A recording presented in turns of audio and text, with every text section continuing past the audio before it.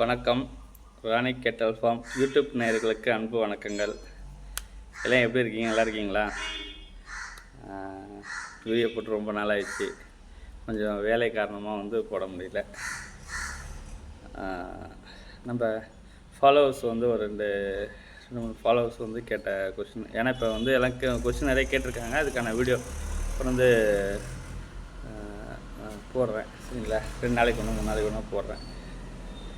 உங்களுக்கு எது சந்தேகங்கள் இருந்தாலும் அதை போட்டு விடுங்க. ஏன்னா வேலை காரணமாக வீடியோ போட முடியல.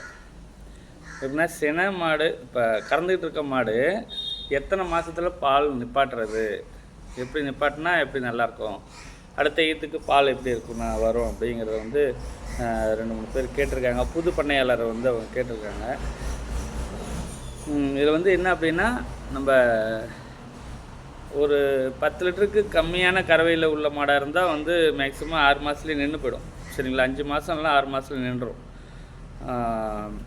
ஆனால் இந்த அதிக கறவையில் உள்ள ஹெச்எப் ஜெர்சி இந்த மாடெலாம் இருக்குது பார்த்தீங்களா, 12 லிட்டர் 13 லிட்டர், ஒரு நாளைக்கு 15லேருந்து 20 லிட்டர் கறவை உள்ள மாடு.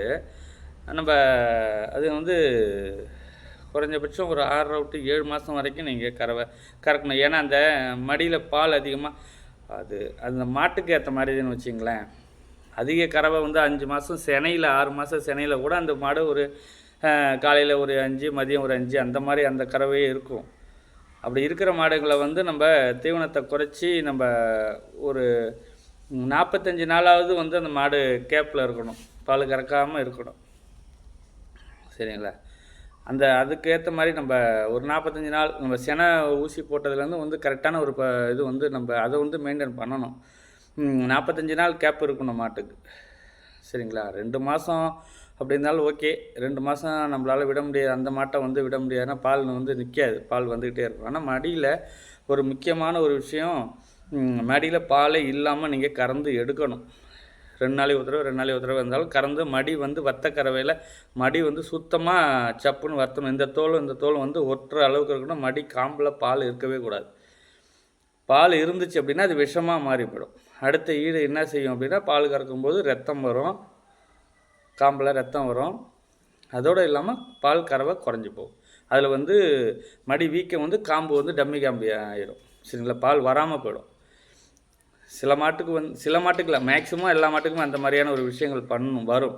சரிங்களா? நீங்கள் அதை என்ன செய்யணும்னா, கம்பல்சரி வத்த கறவையில் மாட்டு மடியில் பால் இருக்கக்கூடாது. சரிங்களா? ஏன்னா மடி வைக்கிற நேரத்தில் மடியில் பால் இருந்து அப்போ கறந்துட்டுறக்கூடாது. நம்ம நிப்பாட்டுறோம் பார்த்தீங்களா, இன்றைக்கி நிப்பாட்டிருக்கோம் பால் கறவை நிப்பாட்டுறோம் அப்படின்னா, ஃபஸ்ட்டு 2 வேளை கறந்துக்கிட்டு இருக்கப்புறம் அப்புறம் ஒரு 15 நாளைக்கு ஒரு வேலையை கறக்குறோம். அப்புறம் ஒரு 15 நாளைக்கு 1 to 1 அப்படிங்கிற மாதிரி கறந்துட்டு அந்த முடித்த பிறகு 2 நாளைக்கு ஒரு தடவை அந்த பாலை கறந்து விட்டுறணும். சுத்தமாக மடியில் பால் இருக்கக்கூடாது. சரிங்களா? அந்த ஒரு விஷயத்தை கொஞ்சம் நல்லா ஃபாலோ பண்ணிக்கிங்க.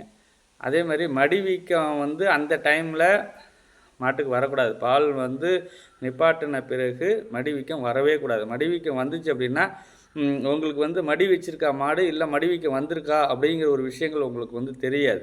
தெரியாமல் அந்த மாட்டுக்கு நம்ம விட்டோம் அப்படின்னா காம்பு சோடையாயிடும், பால் வராது, டம்மி காம்பு ஆகிடும். அதனால் சினை மாடு கறவை நிப்பாட்டுறதை கரெக்டாக பார்த்து நீங்கள் நிப்பாட்டுறோம். சரிங்களா? அது ஒரு முக்கியமான ஒரு விஷயம். பால் மாடு வளர்ப்பில் இது ஒரு முக்கியமான ஒரு விஷயம். பால் எப்படி நிப்பாட்டுறது அப்படின்னா, இது மாதிரி தான் நிப்பாட்டி ஆகணும். தீவனத்தை குறைச்சிக்கிங்க, தானாகவே குறைஞ்சிரும். அதுக்கு பிறகு இந்த மாதிரி வத்தக்கறவை ஆன பிறகு அதுக்கு பிறகு அந்த மாட்டுக்கு தேவையான தீவனத்தை நீங்கள் நிறையா உடம்பு வளர்ச்சிக்கு, கண்ணுட்டி வளர்ச்சிக்கு, அதனுடைய வளர்ச்சி தேவைக்கான அளவு நீங்கள் தீவனம் கொடுக்கணும்.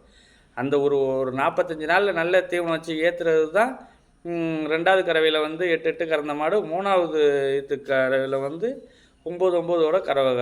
கறக்கிறதுக்கு வாய்ப்பு இருக்குது. 9 வரும், 10 வரும் வேலைக்கு.